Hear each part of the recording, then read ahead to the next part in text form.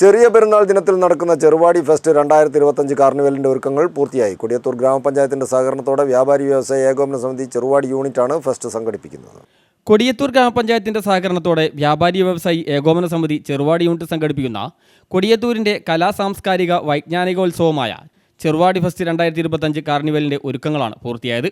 21 ദിവസം നീണ്ടു നിൽക്കുന്ന ഫെസ്റ്റിന്റെ ഭാഗമായി ദിവസവും വൈകുന്നേരം 5 മണി മുതൽ വിവിധ അമ്യൂസ്മെൻറ്റുകൾ, കുടുംബശ്രീ ഉൾപ്പെടെയുള്ളവയുടെ സ്റ്റാളുകൾ, കലാപരിപാടികൾ, ഫുഡ് ഫെസ്റ്റ് തുടങ്ങി നിരവധി പരിപാടികൾ നടക്കും.